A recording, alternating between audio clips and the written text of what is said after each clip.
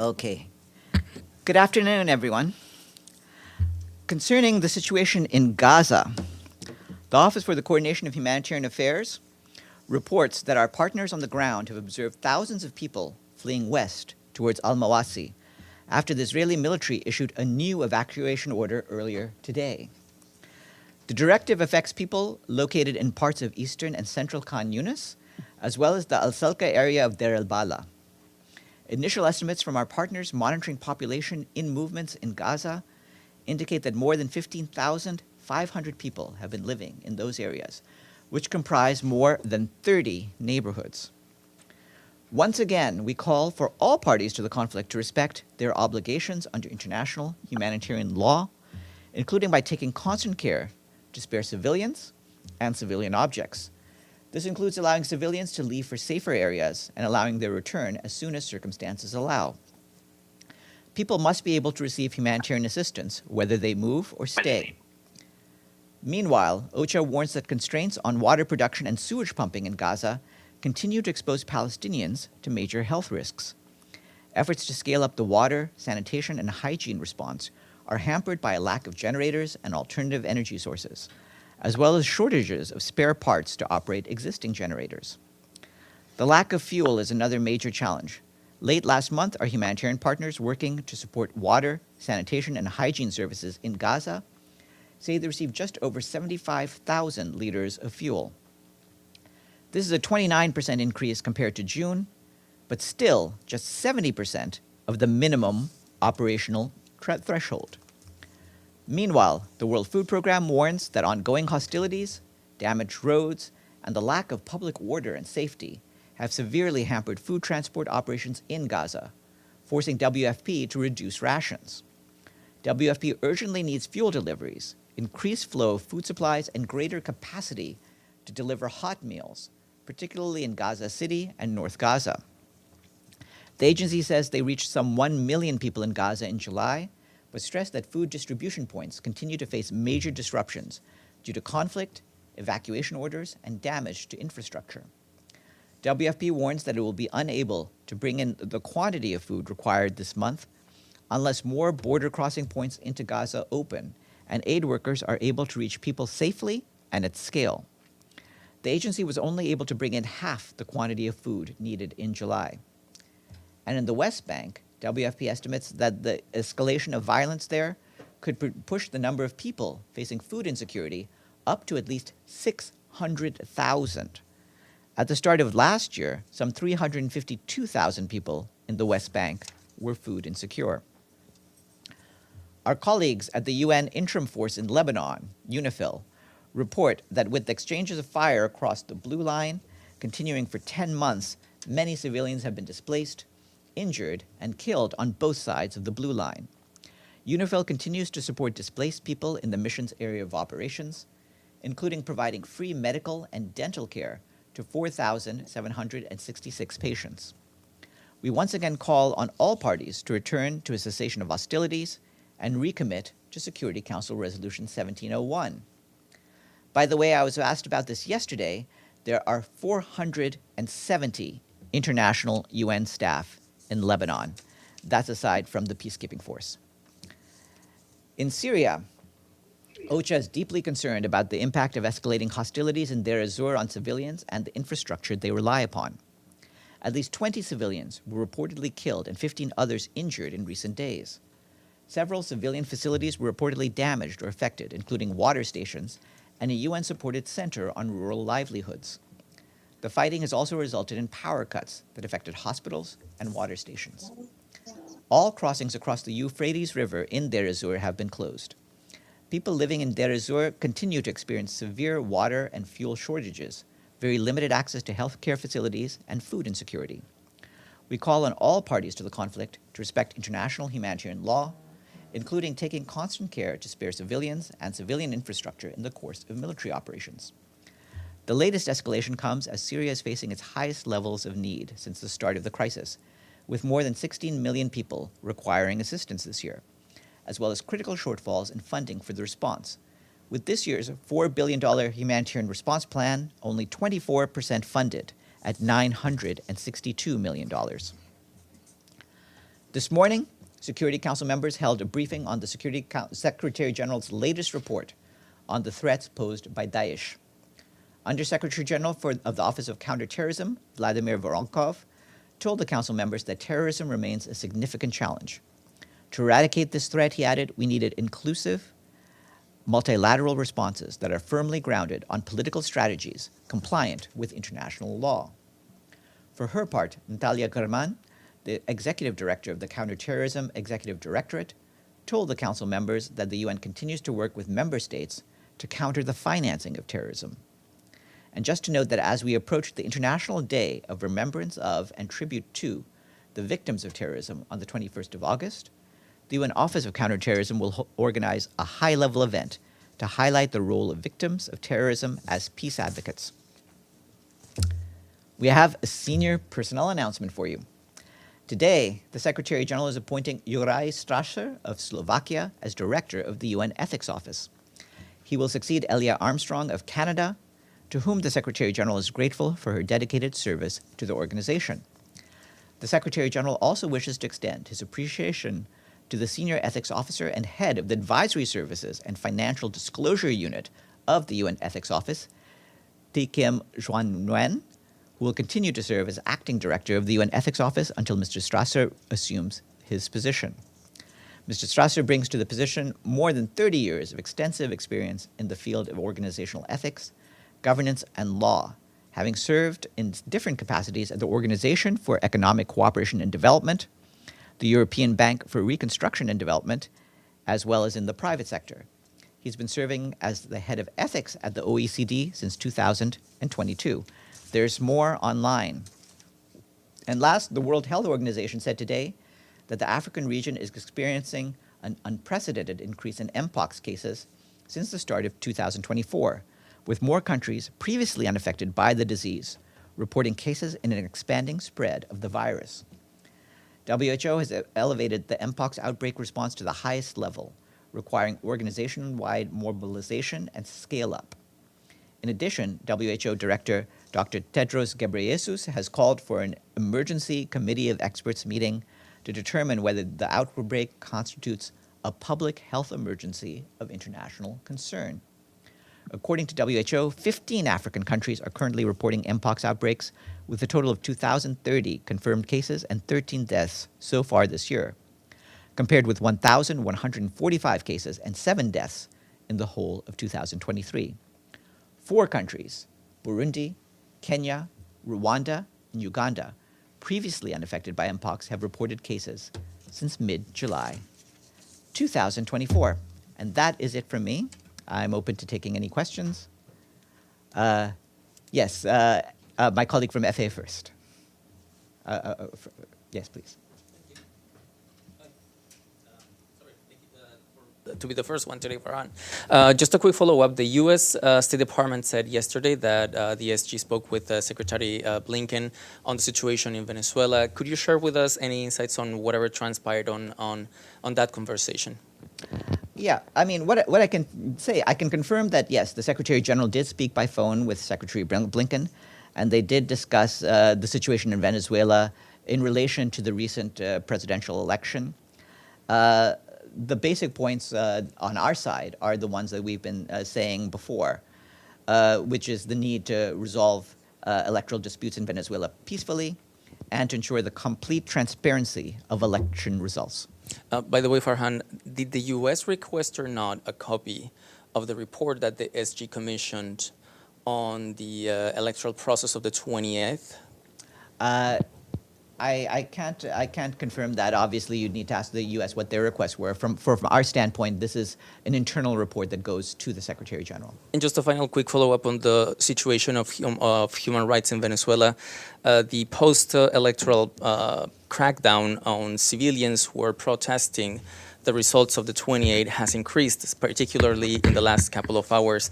So I wonder if the SG has any reaction or comment on this issue in particular, on the fresh round of abuses against human rights in Venezuela.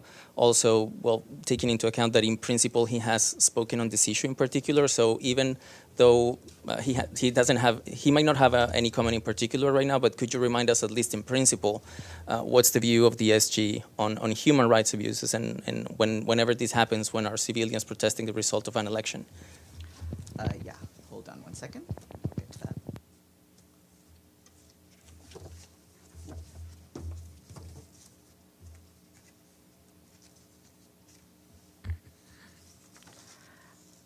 Yes, the Secretary General continues to call for the full protection and respect of human rights, and he calls on all parties to solve any electoral disputes by peaceful means. In addition, by the way, we've taken note of recent legal actions by the Public Prosecutor's Office against members. Oh, sorry, no, that is not about Venezuela. But beyond that, again, like I said, we call for complete transparency of the electoral results and welcome regional efforts to support dialogue among the parties. Deji? Surprising, the second one. Okay, you just mentioned that the SG had the conversation with Mr. Blinken. What did they talk about the situation in Gaza and the possible ceasefire deal? I just missed the beginning. The focus of this call was the situation in Venezuela, so I have no other details. They haven't even touched that topic? It's possible other things came up, but as far as I'm aware, the focus of this call was on Venezuela. Okay. Second, a follow-up on my yesterday's question on the Kursk region. Today, the acting governor of Kursk said that the Ukrainian military killed civilians as well as medics. I just want to know whether the UN team there had a way to verify those accusations, and what's the take from the Secretary General on the whole operation now? Well, certainly it's a question of real concern that these developments are happening. We don't have a presence on the ground in that region, so I can't verify the reports you're talking about. But certainly, as in other cases, we call for all concerned to act responsibly and ensure the protection of civilians. So, in 2022, according to the UN, Russia invaded Ukraine.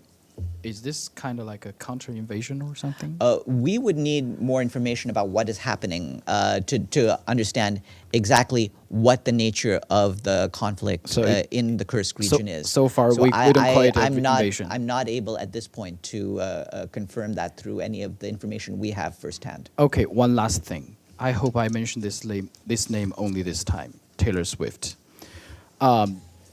Obviously, because of the ISIS linked plot of terrorist attack, Vienna canceled Taylor Swift's concerts. What does that tell the Secretary General? The urgency or the importance to eliminate terrorism, especially online, because as we know that those two people who were arrested were actually they radicalized online. Well, certainly we've made clear our concerns about radicalization of people through the use of social media, and this has been one of the things we want social media companies themselves to focus upon. On the question of threats and acts posed by Daesh, of course, there was a briefing in the council just now by Mr. Voronkov, and I'd refer you to what he was saying in the council. Amelie. Thanks, Farhan. On Bangladesh, Mohammed Yunus was just sworn in as the head of the interim government. Any comment from the SG on that? You've heard what we've been saying about our hopes for an inclusive process of forming a government, and certainly we continue to hold that hope. And of course, any sign of lessening of violence and greater restraint amongst the public is a good thing. Yes, Murad. Thank you, Farhan. First, on the Middle East, any update on the UN efforts to de-escalate, specifically, I mean, the tension between Iran, Hezbollah, and Israel? Those efforts continue. As you know, a lot of our key officials dealing with this issue, including Tor Venesland, Janine Hennis-Pleshert, and General Aroldo Lazaro, continue to be in touch with various parties, trying to do what can be done to de-escalate. On Yemen, there are reports that the international UN staff being prevented from travel outside of Yemen or leave Yemen. Is that? Do you have any comment on that? As far as I'm aware, are the normal movements of UN staff continues without obstruction. Of course, we hold concerns for those staff who have been detained in recent months and in recent years, and those concerns continue. Okay. Also on Yemen, yes. The last one. There are like thousands of people impacted by flood western of Yemen in the Hajjah, Hodeidah, Taiz. Are you able to operate there, and is there any kind of response? I'll check with our humanitarian colleagues our access to those parts. I believe that we have been providing aid to all the areas, including places like Taiz, when we can get the access, but we need more. But I'll check and see how that is going. Yes, Gabriel? Thanks, Farhan.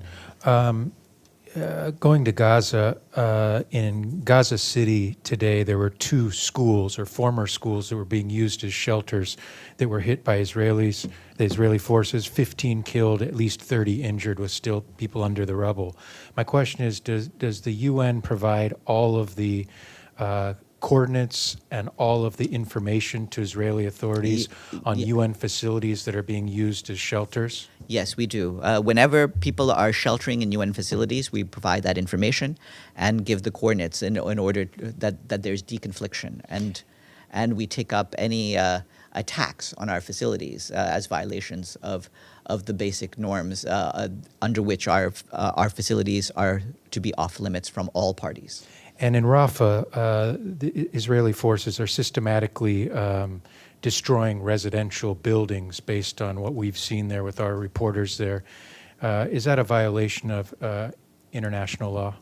We'd have to see what is happening and why it is happening, but certainly we've made clear our concerns about the destruction of a wide number of buildings. As I told you earlier this week, our satellite center, UNOSAT, has said that 86% of the structures in Gaza as a whole have been damaged or destroyed. That's an alarmingly high number, and we've already talked about the ways in which basic international humanitarian law should prevent that level of destruction.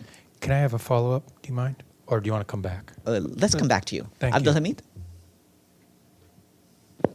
Thank you. In fact, one of my questions, my friend Gabriel asked about the 2 schools. But I have another question about Sheikh Ikrimah Sabri. He's 86-year-old. He's the preacher of Al-Aqsa Mosque. He was banned now for 6 months from entering Al-Aqsa Mosque because he eulogized last Friday the martyr Ismail Haniyeh. Do you have any comment on that? Well, from our standpoint, it's important that the status quo at all of the holy sites in Jerusalem, including Al-Aqsa Mosque, be preserved, and we will continue to insist on that. Arul Lewis online. Does the Secretary General have any reactions or statements on the attacks on Hindus and other minorities in Bangladesh? Well, what we've made clear is we want to make sure that that the violence that has been occurring in Bangladesh in recent weeks is tamped down. Certainly, we stand against any racially based attacks or racially based incitement to violence. Sinan. Thank you, Farhan. My first question is about Deir al-Zor. You said the civilian infrastructures damaged because of the latest escalation and attacks. So I wonder if UN is going to send any help to rebuild those stations, or any UN is providing any aids for the civilians there? We have been providing aid, including in Deir al-Zor, and will continue to do so. Ultimately, we want to make sure that these facilities are repaired and able to function. And like I said, we call on all parties to respect international humanitarian law, including taking constant care to spare civilians and civilian infrastructure in the course of military operations. If you don't mind, I have one more question about England. As you know, lately we see a far-right group has been attacking minorities in England, and I wonder how concerned are you, and if you have any comment on that. Well, I would refer you to what our colleagues in the UN Refugee Agency, UNHCR, have been saying in terms of the unwarranted attacks on asylum seekers and people who are believed to be asylum seekers.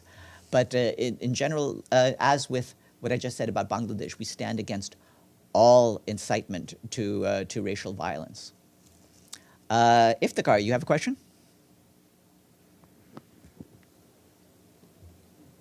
Hello, can you hear me? Yes. Thank you, Farhan. Following up on Bangladesh questions, has the Secretary General congratulated Muhammad Yunus, or he has spoken to him on phone? He has not spoken to him, but the resident coordinator in Bangladesh did attend today's ceremony, and certainly she and the country team have been active in encouraging the process of making sure that the transition on the ground is peaceful.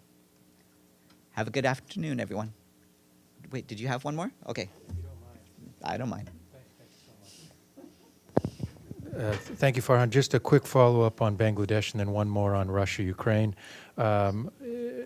Hundreds of people were killed in Bangladesh during the toppling of the government in the last couple of weeks or so, and some of the survivors of those that have been killed in the last few weeks are calling on the UN to be part of some sort of investigation.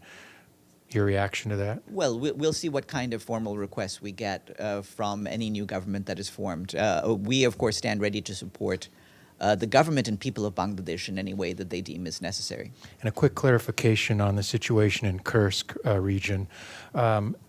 Is the stance is that the UN needs to verify what's happening there before you have a comment, or is it that you don't have any visibility into what's going on, or what? We would like to get more information about exactly who is behind this violence, but certainly we want all concerned there to act responsibly and ensure the protection of civilians. Until then, we're also going to try to get more information about exactly what's transpiring. All right. Good afternoon, everyone.